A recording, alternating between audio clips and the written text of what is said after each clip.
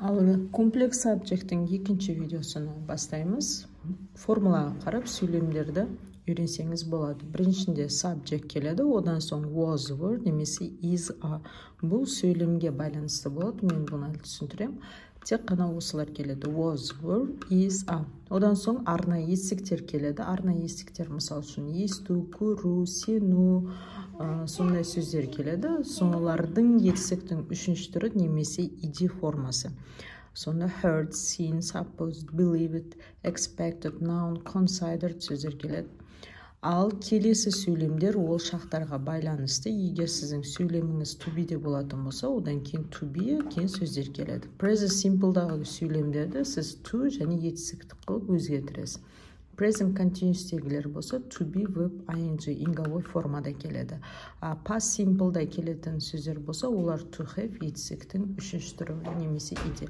Мен мұна төртеуіні жеке-жеке түсіндірем мысалдармен бірге. Ал мыналар қалай аударылады? Орысшасын мен мына жаққа жазып қойғанмын. Мысал үшін he said to work a lot. Қағаздарыңызға қарасаңыздар, өзі мынандай сөйлемдер берілген. Орысшасы өте әдемі шығады қазақшасына қарағанда. Хотя бір екі сөйлемді қарасаңыздар болады. He said to work a lot. Говорят, что он много работает. Егер he was said to work a lot деп айтатын болсаңыз, говорили, что он много работает. Енді қазіргі уақытта сол адам туралы өсек кетіп жатқан болса, уже мына жаққа сіз is said қоясыз. Ал егер өткен шақта сол адам туралы өсек айтқан болса, сонда was said қойсаңыздар болады. He was seen to, видели, что он. He was heard to, слышали, что он. He is believed to, полагают, что. He is expected to, ожидает, что. Бұларды өзіңіз қағазға қарап жаттап алсаңыздар болады. Мен мына шақтарды қазақ тілінде түсіндіруді бастаймын. Енді төменге түсіреміз. Енді қағаздарыңызға қарасаңыздар, to be'де қалай комплекс subject өзгереді. Мысал, he said to be rich. Оны бай деп айтады. Енді мен айттым сіздерге, комплекс subject бұл біреу туралы айтса, біреу туралы бір әңгіме қылсақ, өсек айтсақ, бір уақиғаны айтатын болсақ, біз ол комплекс subject. Қазіргі темамызда сондай. Енді қараңыздар, оны бай деп айтады, оны жақсы адам деп айтады, оны жақсы врач деп айтады, оны күшті аудармашы деп айтады деп біреу туралы осындай айтатын болсақ, сөйлеміңізде етістік болмаса, онда to be болады ол. Сонда he said to be rich, оны бай деп айтады. Негізі it is said that he is rich. Говорят, что он богатый. Говорят, что он богатый. Орыс тілінде сондай болады. She is said to be tall. Оны бойы ұзын дейді. Или оны бойы ұзын деп айтты. Бұны осы шақта былай деп те аударсаңыз да болады. Енді аудармасы әртүрлі. Оны бойы ұзын дейді. Немесе оны бойы ұзын деп жатыр. Деп. Міне. It is said that she is tall. Негізі мұны жақшаны неге беріп қойды? Мұна жақсада да сөйлесеңіздер болады. Бірақ комплекс subject дегені ол қысқартырып былай да айтсаңыз болады. Негізі грамматически былай айтсаңыз да болады. Бұл сөйлемге разговорный да. Бірақ екеуі дұрыс. Ал мұна комплекс subject, мұна жақшаны ішіндегіні қысқартпа сөйлемі. Мне қараңызда, it is said that he is rich. Говорили, что он богатый. Осыны былай алып, сонда he is said to be rich деп не қылады. Сонда сізде не түсіп қалған, неқта is түсіп қалғанда орныға to қойып z түсіп қалған сондай. It is said that she is tall. Міне, оны бойы ұзын деп айтады. Сонда міне көріп тұрғандарыңыздай z кетіп қалады, she кетеді да, оның орныға міне мына is да кетеді, to be қойылады. Енді I am said to be Uzbek. Мені өзбек деп айтады. It is said that I am Uzbek. Говорят, что я узбечка. He is believed to be a good doctor. Оны жақсы дәрігер деп санайды. немесе оны жақсы дәрігер деп сенеді адамдар деп айтса да болады. Негізгі мынаның өзінің несі сөйлемі мынандай: It is believed that he is a good doctor. Бұлай ұзын айтып отырмайсыз да, осыны сразу комплекс сабжекті үйренсеңіз, әдемі сөйлем болады, қысқартырып айтсаңыз болады. Мынаны It is believed that he is a good doctor. Верит, что он хороший доктор.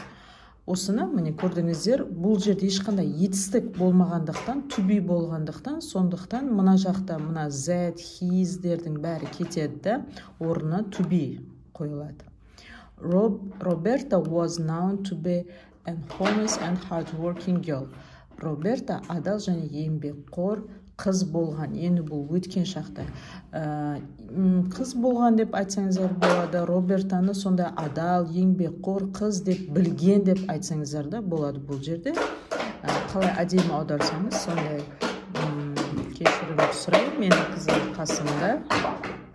Ал енді present simple мен future simpleға мысалдар үйренеміз. Екеуі бірдей формуласы. Енді қараңыздар. Maria is said to speak French a little bit. Марияны французшаны аздап сөйлейді дейді. Everybody says that Maria speaks French a little bit.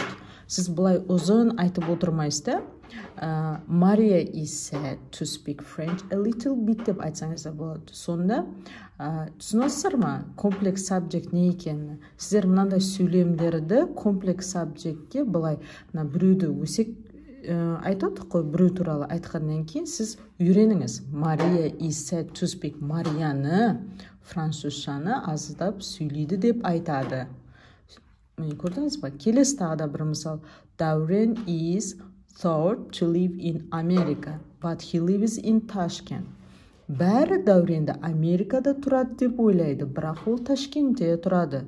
Енді осы мына сөйлемді өз негізі мынандай жақшаның ішінде. Everybody thinks that Дәурен lives in America, but he lives in Tashkent. Бәрі Дәуренді Америкада өмір сүреді деп ойлайды, бірақ ол Ташкентте өмір сүреді. Енді көріп тұрғандарыңыздай, бұлай ұзын қылып айтып отырмайсыз да, міне everybody thinks деп отырмайсыз да, соны комплекс сабжектке қойсаңыз, Дәурен is thought to live in America. Соны үйреніңіздер. Осындай сөйлемдерді комплекс сабжектке бұлай қысқалап айтсаңыз болады. Мына lives, көрдіңіздер ма? Everybody thinks that Дәурен, ұжымына жақ жоқып болып кетті да, сонда Дәурен болды да, is, мынау think неге ауысып кетті? Thoughtқа ауысып кетті. Сонда Дәурен is, себебі Дәуренді бәрі сондай деп ойлап жүр да, сонда Дәурен is thought. Дәуренді бәрі солай деп ойлайды, Америкада өмір сүреді деп ойлайды. Мына Дәурен туралы өсек әңгіме кеткеннен кейін бірінші біз Дәуренді қоямыз. Но аудармасы бәрі деп айтылады. Сонда бәрі Дәуренді Америкада өмір сүреді деп ойлайды. Бірақ ол Ташкентте өмір сүріп жатыр деп. Келесі, Indians are known to live so dirty. Бәрі үнділерді соншалықты лас өмір сүреді деп біледі. Но осыны everybody knows that Indians live so dirty. Бәрі индиялықтар лас өмір сүруіні біледі. Мына жақшаның ішінде. Сіздер осыны мынан алып тастап, сонда Indians are known дейсіздерді to live so dirty. Бұл present simple. Сол мынасы. Келесі тағы да бір мысал. Келер шаққа екен міне. It is expected to snow tomorrow. Ертең қар жауады дейді.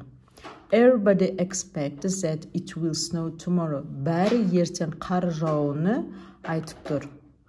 Сонда мына snow'ды қасына to қоясыздар да. Әңгіме snow туралы кеткеннен кейін мына жақта it is expected деп айтса болады. Енді Нұрислам is said to come next week. Нұрисламды келесі апта келеді деп айтады. Сонда everybody says that Нұрислам will come next week. Бәрі Нұрисламды келесі апта келеді деп айтады. Енді Нұрислам туралы әңгіме, мына туысқандар отырып, Нұрислам бір Америкаға, Түркияға бір жаққа кеткен болса, сонда міне осындай қылып қысқартырып айтсаңыз болады. Мен ойлаймын, түсінікті болды деп ойлаймын. Демек, present simple'да сіздер сол бірінші адамды қоясыз, одан кейін passive voice'ты қойып алып, present simple'да, future simple'да болғандықтан, сонда сразу to speak, to live, сонда to және етістіктің өзіні қоя салып сөйлей бересіздер. Енді келесінде present continuous'тегі мысалдар қазір көрсетемін. Past simple екен мына жақта. Өткен шақтағы формуласынан қарасаңыздар, ол жерде қандай еді? Өткен шақта бізде қараңыздар. Формулада past simple'да біз to have етістіктің үшінші түріні істетеміз. Was, were немесе is, are. Егер өткен шақта мысал үшін айтты, сөйтіп айтты, өткен шақта өсек айтылған болса, ол мына was болады. Қазіргі уақытта әңгіме болып жатқан болса, is, are болады. Так, бір мысалдар көрейік. Енді Baljan is said to have lived in France 2 years ago and she is said to speak French very well. Балжанды осында 2 жыл бұрын Францияда тұрған деп айтып жатыр. Демек, тағы да бір қайталаймыз. Балжан is said to have lived in France 2 years ago. Енді қараңыз, мына өткен шақ болғандықтан, енді мына жақта to have lived. Балжанды осыдан 2 жыл бұрын Францияда өмір сүрген, немесе Францияда тұрған деп айтып жатыр. Адамдар қазіргі уақытта Балжанды өсектеп, немесе әңгіме қылып жатыр, сондықтан is said. Егер сіз бұл жерде was қойсаңыз, сонда тұрған деп айтты. Балжан сол жақта Францияда 2 жыл тұрған деп айтты. Қазір енді Шымкентте тұрады екен деген әңгімелер болса, ол кезде уже was болады. And she is said. Енді оны не деп айтыпты? Оны французшаны жақсы біледі деп айтып жатыр. Көрдіңіздер ме? Келесі, the minister was announced to have stolen 25 million теңге last month. Министрді өткен айда 25 миллион теңгені жымқырды, немесе ұрлады деп хабарланды. Немесе айтты. Бұны өзіңіз әдемілеп айтсаңыз болады. Министрді өткен айда 25 миллионды жеді деп айтты, немесе ақшаны ұрлады деп хабарлады. Бұл өткен шақта болғаннан соң өткен шақта хабарланды деп жатыр.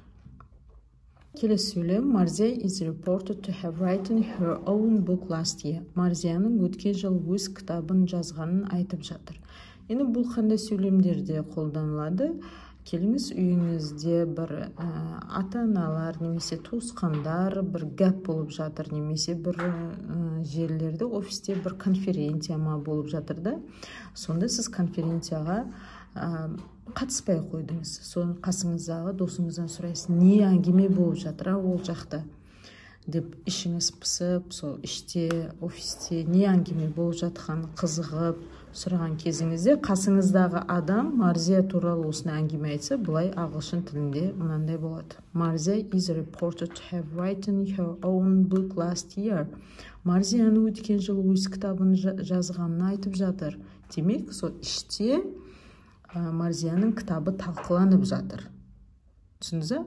Марзия кітапты өткен жыл жазған, бірақ қазір какой-то данный момент сол отырып офисте Марзияны жазған кітабы талқыланып жатқанын айт. Егер мына жақта was болғанда, бұл мысал үшін кеше болған бір жиналыста, сонда кешегі жиналысқа сіз қатыспай қойдыңыз, сонда қасыңыздағыдан сұрайсыз, кім қатысқан болса конференцияларда, сонда сіз қасыңыздағы былай дейді. Марзия was reported to have written her own book last year. Марзияны өткен жыл өз кітабын жазғанына айтылды болады.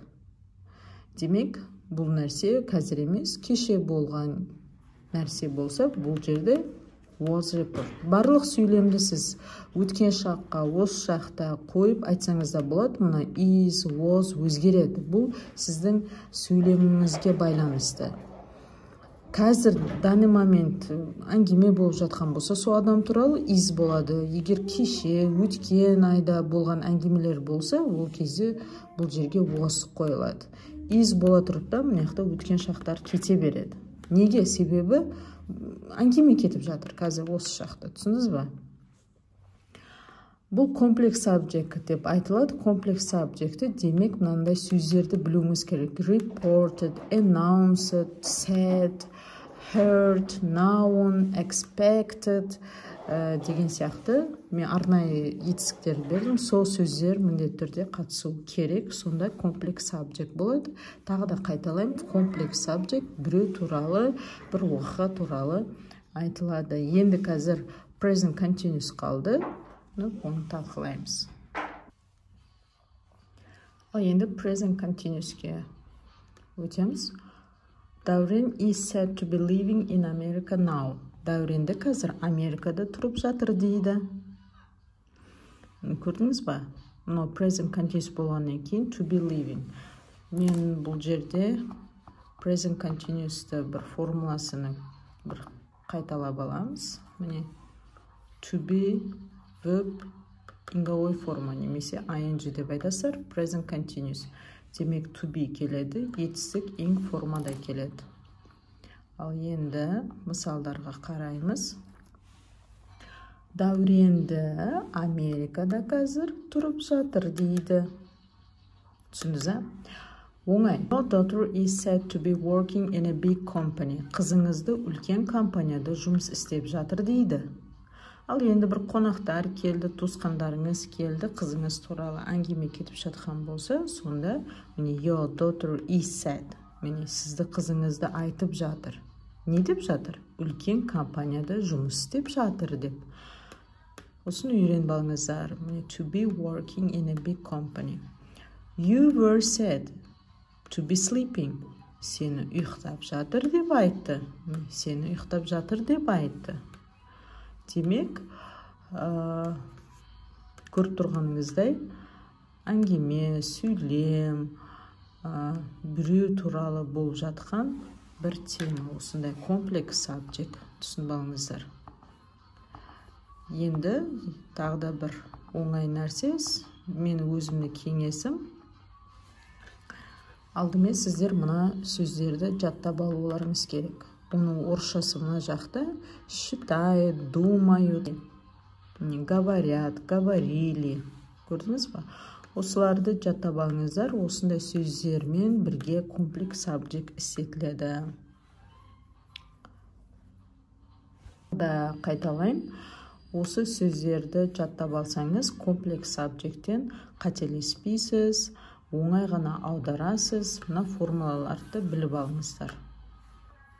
Сұрақтарыңыз болса, өзіме тікелей жазасыздар, номерімді білесіздер. Егер осы тақырып бойынша түсінбеген, тағы да өзіңіз бір сұрақтарыңыз болса, маған WhatsApp номеріме жаза беріңіздер.